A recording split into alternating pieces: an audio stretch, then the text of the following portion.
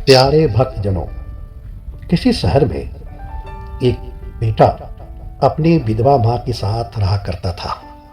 क्योंकि उनके पिता का पहले ही देहांत हो चुका था, इसलिए उसकी माँ उसकी देखभाल में कोई कमी नहीं रखी छोड़ी थी। उसने अपनी बड़ी मेहनत से अपने बेटे को पढ़ाया लिखाया। बड़े कंपनी में उसका बेटा नौकरी किया करता था और एक दिन उसकी शादी भी हो गई। लेकिन उसके बाद क्या हुआ, आइए सुनते हैं इस कहानी में माँ का कर्ज, आचार्यवर के मुख से। प्रभु जी की सुंदर सी लीला। माँ कई बार ताना मारते, आज बेटा प्रभु की तरफ से बोला तो बेटे को भी ताना मारे। अब बेटे को रोज सुनावे और बार बार कहेंगे कि तू मेरा कर्जा नहीं उतार सकता, तू मेरा कर्जा नहीं उतार सकता, तू मेरा कर्जा नहीं उतार सकता। मेरी मैया प्रभु जी की सुंदर सी लीला। एक दिन बेटे को गुस्सा आ जाता है और बेटा कहता है, माँ तेरा बेटा इतना कमा रहा है कि तेरा कर्जा उतार सकता है। काम कर, बचपन से लेकर अब तक तूने जितना खर्चा किया है सारा हिसाब जोड़ ले और उस पर 2% की ब्याज भी लगा ले, वो भी चुका दूंगा।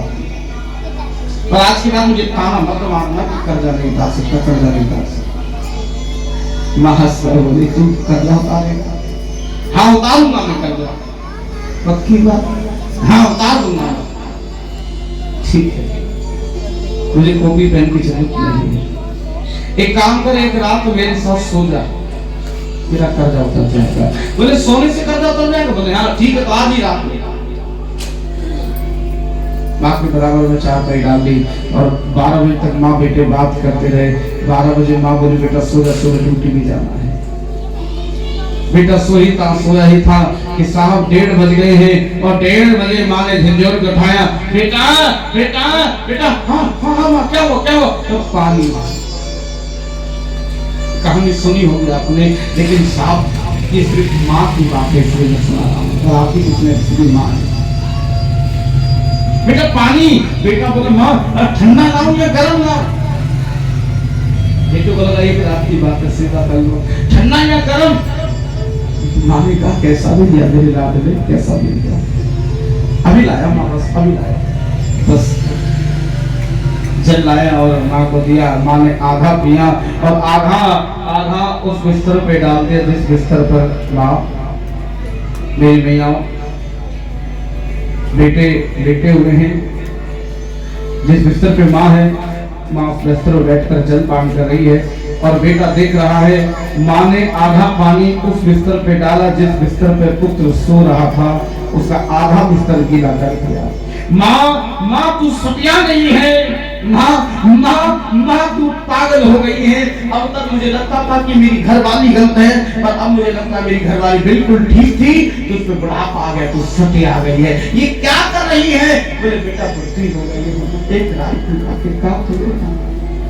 एक रात 3 बजे बच्चा एक करवट से सो रहा था। माँ ने फिर झंझोर के उठाया, बेटा बेटा बेटा, हाँ हाँ हाँ माँ, पानी अब नहीं पूछा, ठंडा लगा गर्म ला कर दिया। बोले इसे ठूस ले। माँ शब्दों को जान रही थी, ये पक रहा है, मुझसे थक रहा है, मैं इसको भार लगने लगी हूँ। माँ ने आधा पानी पिया और आधा उस तरफ डाल दिया जो बिस्तर सूखा हुआ था, वो भी गीला कर डाला माँ ने। साहब बच्चा बोला, माँ तू सती आ गई है। मुझे पूरा यकीन हो गया, मैं अपनी घरवाली को हमेशा डांटता रहता था, कभी कुछ समझाता था, कभी कुछ कहता था, लेकिन यकीन हो गया वो ही ठीक है, तू ही गलत है। बोले हाँ बेटा, बुढ़ापा आ गया, एक रात की बात है। 4-5 बज गए, बड़ी गहरी नींद बड़ी मुश्किल से बच्चे को लगी है। जब नींद आई तो फिर माँ ने उठाया और माँ ने कहा, बेटा बेटा, हाँ माँ। बोले पानी? बोले बाहर में गया तरफ पानी, मुझे सोने दे माँ। माँ ने एक खींच के थप्पड़ मारा। पहले ये बताओ माँ मार सकती है या नहीं? थक गए ना?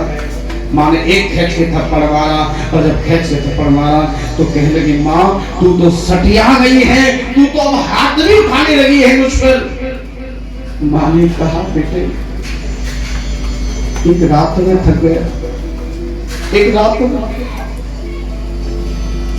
तमाम रातें गुजारी हैं मैंने तेरे साथ, तमाम रातें। इतना सा था तुझे, इतना सा। इधर सुलाती थी तो बाथरूम कर लेता था, फिर उठाती थी, मेरा बच्चा कीचड़ में न सोए, फिर मैं घर सुलाती थी। जब तू इधर भी बाथरूम कर लेता था तो तुझे पूरी रात छाती पे लेके सोती थी और पूरी रात तेरे मल मूत्र में मैं कीली रहती थी। लेकिन मैंने कभी नहीं कहा कि तू सटिया गया, कभी नहीं कहा। तू तो नॉर्मल पानी को देखकर ही सटिया गया है। मुझे कितना कुछ सुनाने लगा। तू जो बोल नहीं पाता था ना, छोटा सा था, ऐसे करता था, मैं समझ लेती थी तुझे क्या चाहिए। तुझे देखकर समझ जाती थी मेरे बच्चे को क्या चाहिए। लेकिन आज ये बुढ़िया चिल्लाती रहती है,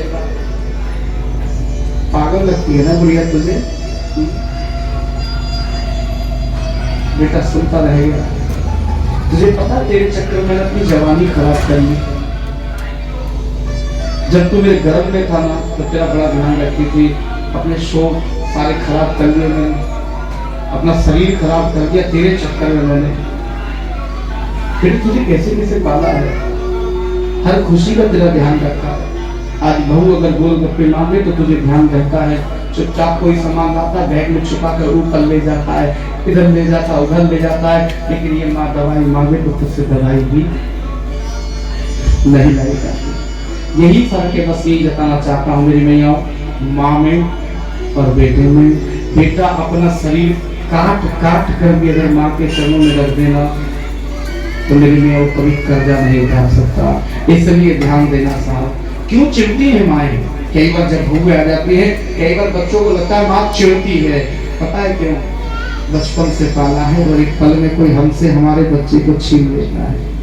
कई बार वो बहू आती है और कहती है, अच्छा बस तुम्हारी माँ तो ऐसे, अच्छा सही कह रही है। अरे साहब, वो माँ भी जब समझती है, वो बहू भी जब समझती है, जब वो खुद माँ बन जाती है और जब उसके बच्चे को कोई उससे छीन ले तो मेरे ख्याल से शायद वो अच्छे से फील करता है कि माँ का दर्द क्या होता है। प्रेम से बोलो श्री राधे, जोर से बोलो श्री राधे। तो मेरी मैया, इसलिए जिनके घर में बड़े बुजुर्ग हैं उनकी कदर करिए। देखिए कल मुझे बड़ा अच्छा लगा, सेठ जी एक बात कह रहे थे कि जितने घर के बड़े हैं वो बच्चों की तरह हो जाते हैं। ये सच कहा। हमारे घर में भी हमारी अम्मा है, कई बार बच्चों की तरह नाराज हो जाती है और मैं देख के समझ जाता हूँ नाराज हुआ। कई बार ऐसा माहौल बनता है। लेकिन सब ये बड़े बुजुर्ग हैं, ये वो जिन्होंने हमें पाला है।